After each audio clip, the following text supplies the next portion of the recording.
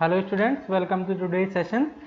So today we are going to discuss a new topic in your chapter 1 for the subject informatic practices class 11.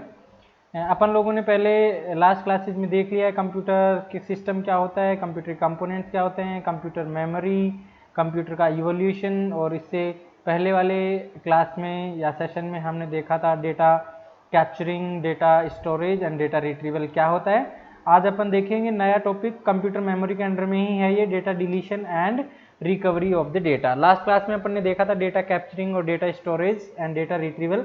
आज अपन देखेंगे data को delete कैसे किया जाता है और डेटा को रिकवर कैसे किया जाता है। तो चलो अपना डिस्कशन स्टार्ट करते हैं बिना किसी देरी के साथ में।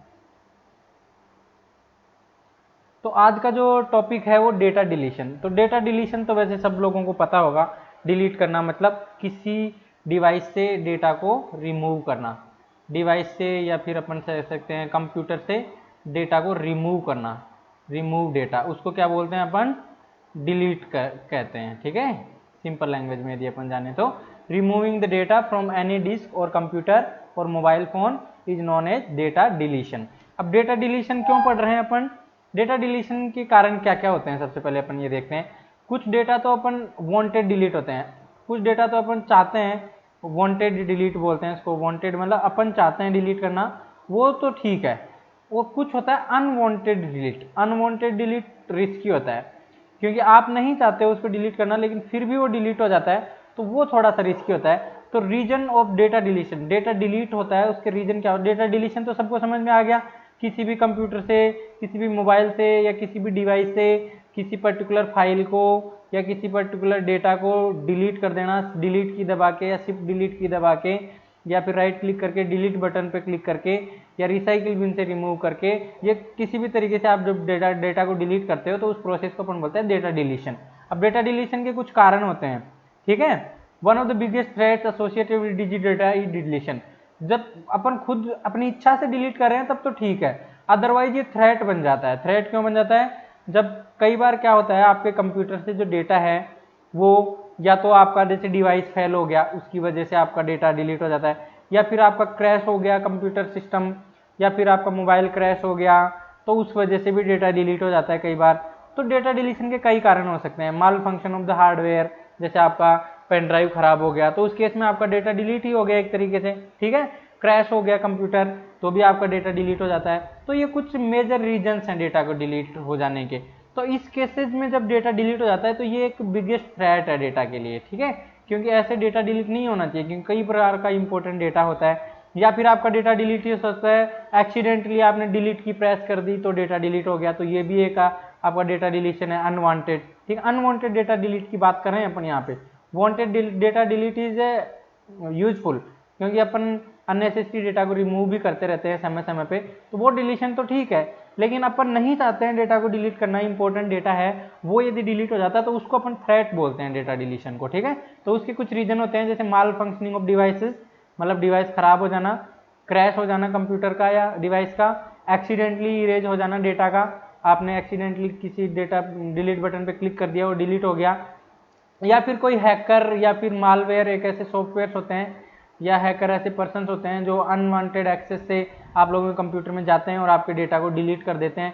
इससे आप लोगों को काफ़ी बड़ा नुकसान हो सकता है। किसी का बिजनेस के इंपॉर्टेंट डेटा है तो बिजनेस फेल हो सकता है, या फिर किसी का पर्सनल डेटा है तो उसकी इन्फॉर्मेशन लॉस्ट हो सकती है, फाइनेंशियली लॉस्ट हो सकता है, बैंकिंग इन्फॉर्मेशन यदि डिलीट हो जाती है तो बहुत सारे नुकसान हो सकते हैं डेटा डिलीशन से। डेटा डिलीशन की बात करें तो अपन देखो कुछ कुछ डेटा लॉस्ट होता है, उनमें कुछ रीजंस बताए हुए हैं, जैसे एक्सीडेंटल डिलीशन। एक्सीडेंटल मतलब आपने गलती से डिलीट की दबा दी। ओएस एरर, आपका कंप्यूटर सिस्टम जैसे एंड्रॉइड सिस्टम फेल हो गया, कई बार हो जाता है ना, मोबाइल एंड्रॉइड सिस्टम चलना ही बंद हो जाता है या कंप्यूटर स्टार्ट होना ही बंद हो जाता है, तो ओएस फेलियर बोलते हैं, ओएस एरर। जैसे अपन कई बार रूट करते हैं, किसी फ़ोन को रूट करते हैं, बाईपास करते हैं, उस टाइम पे भी डेटा डिलीट हो जाता है फैक्ट्री सेटिंग रीसेट हो जाने से। इम्प्रॉपर हैंडलिंग, आप प्रॉपरली हैंडल नहीं कर पा रहे हो डेटा को तो भी डिलीट हो जाता है। कई बार क्या सेटिंग होती है, जैसे 100 से ज़्यादा फाइल होते ही सबसे पहले जो फाइल आई वो डिलीट होती जाएगी तो आपको पता ही नहीं है, तो आपका इंपॉर्टेंट डेटा लॉस्ट हो जाता है, तो वो इसको बोलते हैं इम्प्रॉपर हैंडलिंग। वायरस का अटैक आ गया, उससे भी आप लोगों की फाइल डैमेज हो सकती हैं, डिलीट हो सकती हैं। डिवाइस का फेलियर हो सकता है, डिवाइस आपकी फेल हो जाए।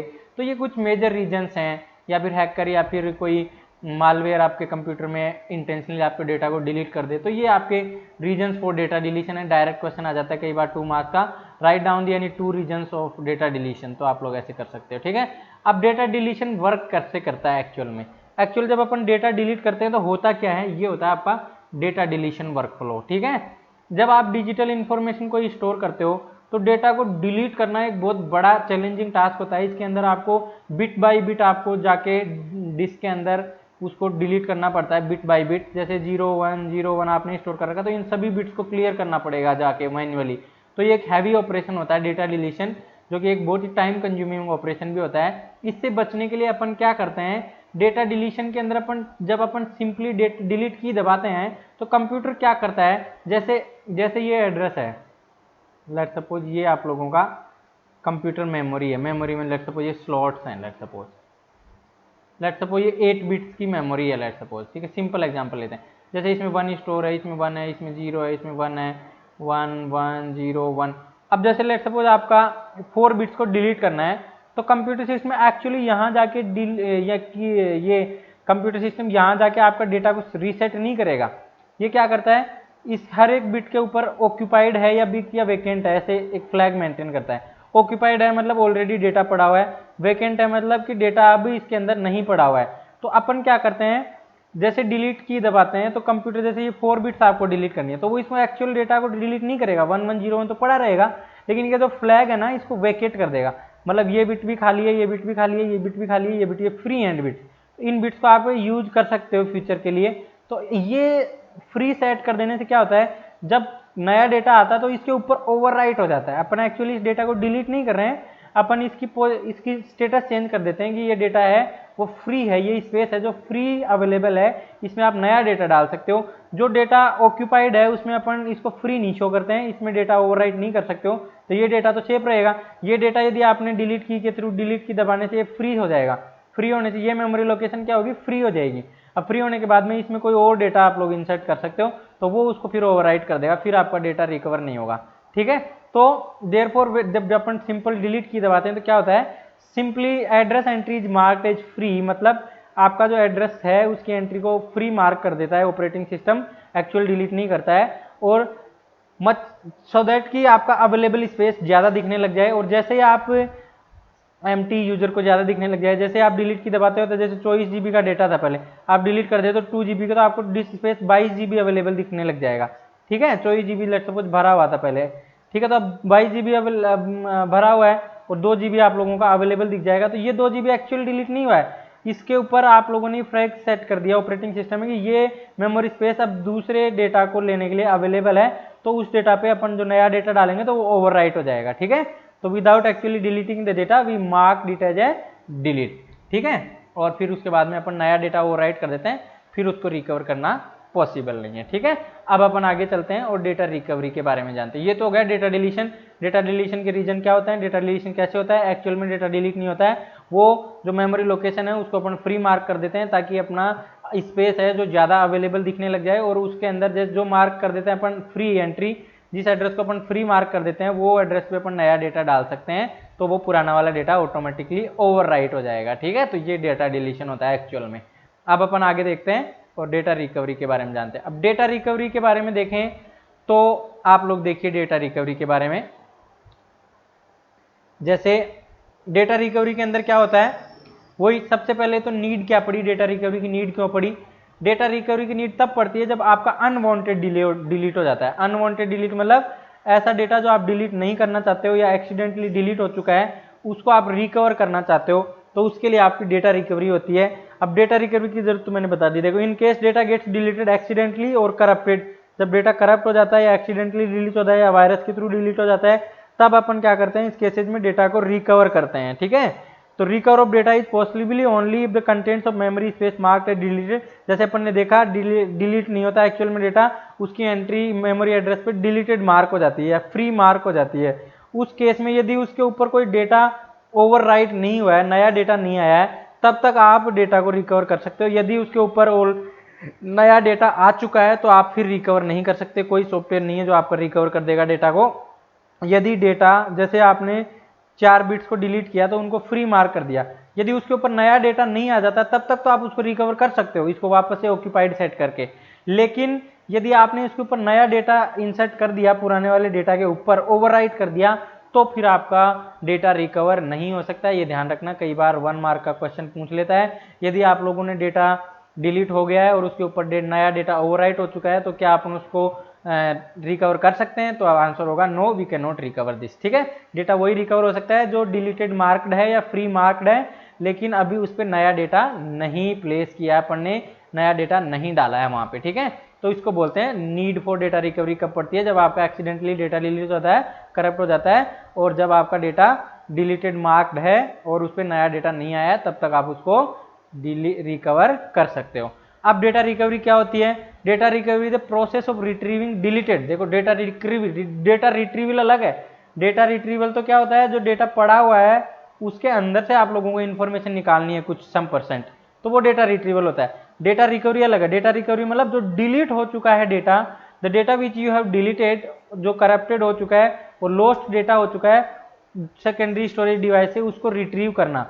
जो डेटा डिलीट हो चुका है उसको रिकवर करना सेकेंडरी स्टोरेज डिवाइस से, उसको बोलते हैं डेटा रिकवरी। तो दोनों में डिफरेंस पता होना चाहिए, कई बार क्वेश्चन आ जाता है what is difference between data retrieval and data recovery. Data retrieval deleted data में से रिट्रीव नहीं करता है, ये अवेलेबल डेटा में से रिट्रीव करता है, जबकि डेटा रिकवरी एक ऐसा प्रोसेस होता है जो डिलीटेड, करप्टेड और जो डेटा लॉस्ट हो चुका है आपकी पेन ड्राइव, हार्ड डिस्क से, उनको रिट्रीव करने के काम आता है। ठीक है, तो ये डेटा रिकवरी के कुछ टूल्स होते हैं।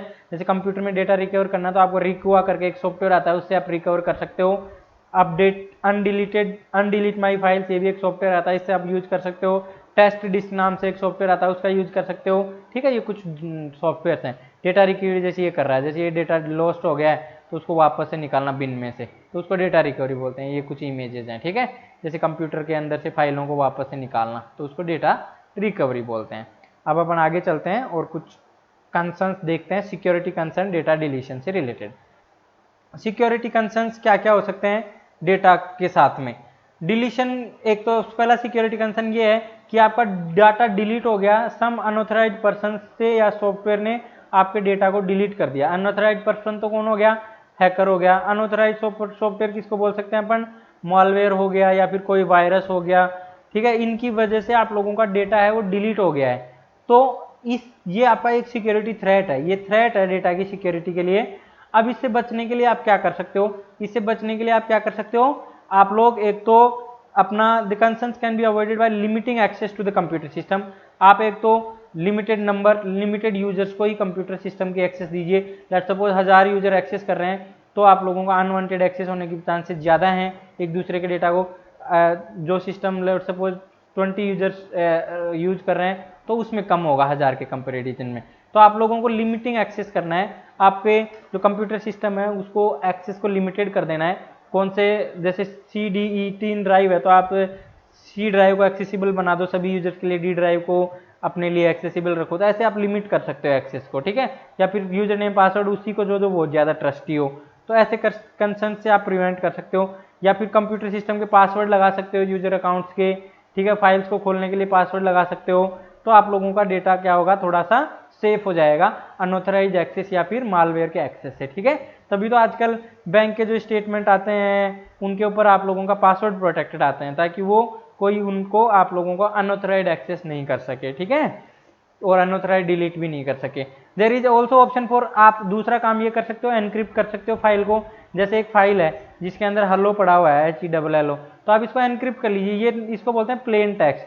ठीक है, अब इसको आप एनक्रिप्ट कर लीजिए। एनक्रिप्ट का काम मतलब क्या है? Unreadable format. तो आप इसको एनक्रिप्ट करके ऐसे लिख दीजिए OLLEH, तो ये आप लोगों को किसी को समझ में नहीं आएगा ये क्या लिखा हुआ है। हेलो था एक्चुअल में, लेकिन आपने OLEH उल्टा कर दिया इसको। तो ऐसे एनक्रिप्शन करने की बहुत सारे तरीके होते हैं, ये एक तरीका है। तो एनक्रिप्ट कर दिया, तो अब दूसरा पर्सन जो इसको पढ़ेगा अनऑथराइज्ड एक्सेस करके, तो उसको समझ में नहीं आएगा एक्चुअल इन्फॉर्मेशन क्या लिखी हुई है। तो इस तरीके से आप एनक्रिप्शन भी यूज कर सकते हो।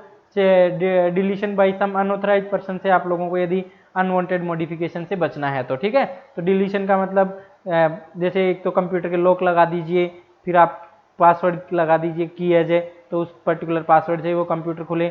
आप जैसे डेटा है उसको प्लेन टेक्स्ट से आप सिपर टेक्स्ट में कन्वर्ट कर लीजिए। सिपर टेक्स्ट मतलब जो एनक्रिप्टेड होता है उसको सिपर टेक्स्ट बोलते हैं। तो सिपर टेक्स्ट में कन्वर्ट कर लीजिए ताकि दूसरा पर्सन उसको मॉडिफाई नहीं कर सके या फिर उसको डिलीट नहीं कर सके या फिर उसको रीड नहीं कर पाए, ठीक है। तो इस तरीके की कुछ अपन प्रिवेंटिव मेजर्स हैं, ये आप लोगों को ध्यान रखना है, कई बार 2 मार्क्स के ये आ जाते हैं, ठीक है। अब अपन आगे चलते हैं और नेक्स्ट देखते हैं एक और सिक्योरिटी कंसर्न क्या है। तो दूसरा सिक्योरिटी कंसर्न है, ये है unwanted recovery of data by unauthorized user और सॉफ्टवेयर। अब देखो इसमें भी बहुत आप लोग क्या करते हो, जैसे आपका पेन ड्राइव खराब हो गया तो फेंक देते हो उसको, हार्ड डिस्क खराब हो गया उसको फेंक देते हो कहीं पे भी, ऐसा नहीं करना चाहिए। या फिर कबाड़ी वाला जो आता है उसको दे देते हो रद्दी वाले को, तो ऐसा नहीं करना चाहिए आपको। आप सोचते हो कि कंप्यूटर ये मेरी मेमोरी खराब हो गई है, इसमें से डेटा नहीं निकाला जा सकता, लेकिन ऐसा नहीं होता है। मैनी टाइम्स अपन क्या करते हैं, we discard our old broken malfunctioning storage devices without taking care of delete data. आपको हमेशा ये ध्यान रखना है कि डेटा को डिलीट किए बिना आपको कभी भी डिवाइस को किसी को भी नहीं देना है। यदि आपने डेटा डिलीट नहीं किया तो वो डेटा हो सकता है कोई दूसरा पर्सन है उसको थोड़ा सा सही करके उसमें से डेटा को निकाल सकता है, ठीक है। अपन क्या करते हैं, अपन सोचते हैं कि डेटा अपना डिलीट हो गया होगा, डिवाइस खराब हो गई है, ब्रोकन हो गई है, पुरानी हो गई है, तो डेटा डिलीट हो गया, अपन ये अज्यूम करके क्या कर देते हैं, उसको फेंक देते हैं या फिर किसी को दे देते हैं कबाड़ी वाले को।